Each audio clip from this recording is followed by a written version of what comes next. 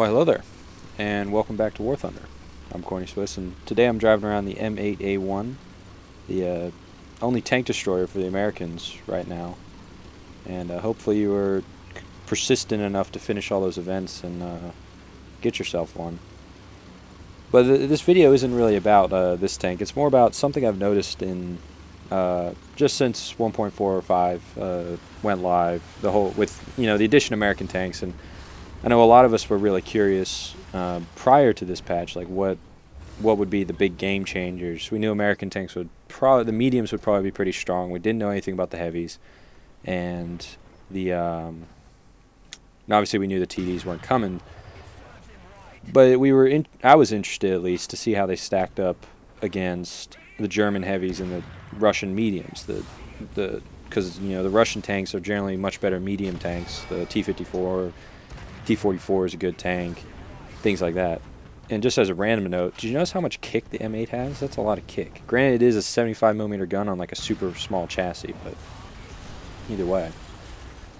What's happening right now in the game is that I've used the speed of this thing to rush over onto the side here so I can sort of flank the whole cap circle, because if you give someone a fast tank, more often than not, they're just going to blitz right to the cap circle. And if you're in position for it, it can be some free kills, so took advantage of that. But I wanted to say that, before I got tangent and sidetracked, my impressions of, I'm specifically going to talk about rank 4 and 5, I think, and a little bit of rank 3, I guess, because rank 4 was dominated by German tanks up until 1.45. I think now that American tanks are in, the German mediums have certainly gone the way of the dodo. The Panthers are just not up to snuff. Their armor, their upper glacis was fine for Russian tanks at that tier, not for IS-2s, but for T-44s and such things like that. The upper glacis of the Panther worked just fine. With the addition of the American tanks, that upper glacis gets penetrated fairly easily by American APCR, which, in my opinion, is what most American tanks should be firing, because the AP shells are lackluster already.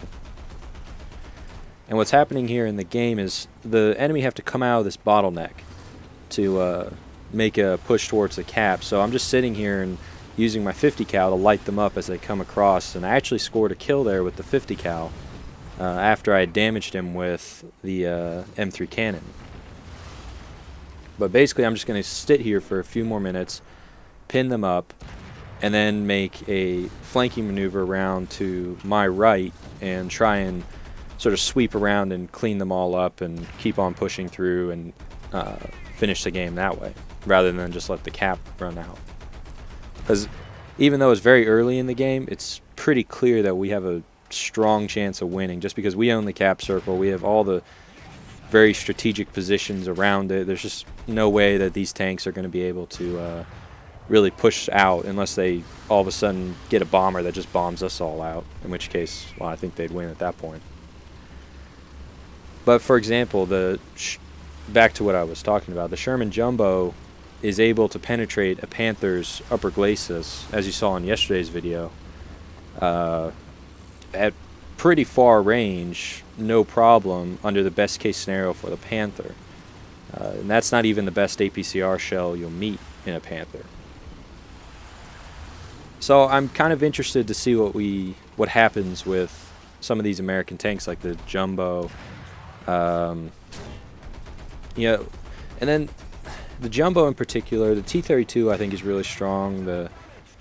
The Pattons, I've only played the M46, and I think it's a fairly strong tank. It's basically just a more powerful Walker Bulldog, which is good because I've been trying to get clips for a Walker Bulldog review, and yeah, it's not going the best. I think I'm about halfway there.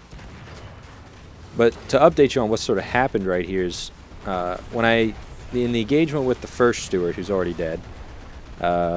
He hit my horizontal drive, but he didn't move. So I kind of just sat there and shot him a couple more times, and he died. Generally, if you knock out a horizontal drive of a tank, it's probably a good idea to move and make it so that they have to move the tank, which is very hard to do. What happened there was I was backing up to repair, and all of a sudden another Stuart started attacking me, but I was able to we were at such close range, and the engine power is such on basically all the Stuarts that there's not many tanks that can really turn, like circle you. So I was able just to keep the 50 cal, keep the cannon on him, and eventually, with the help of a teammate, knock him out. And now I've repaired the horizontal drive, and now it's just, and the cap is almost done. We're almost, we've almost just completely trashed them so far. But like as I was saying, the Walker Bulldog, it just seems that if you get looked at, you know, so much as they move the sight over your general position, you just explode into flames. Your ammo rack just detonates, which makes it a little hard. However, the gun on it is actually pretty good. And I was hoping to commit some, or give this guy some holy butt sex right here, but he resisted, probably on account of my tank not being that heavy. Well, this was a fairly quick, fairly clean match, and it was very fun to play, obviously, because we won pretty handily. But anyway, I think I'm going to do a video within the week where I'm going to sort of lay out more of what's happened with the introduction of American tanks, which tanks for each nation are, I think the best at combating them, because as far as I can tell, it seems that American tanks just win a lot, at least for me. So anyway, thanks for watching. I've been Corny Swiss, and I'll see you next time.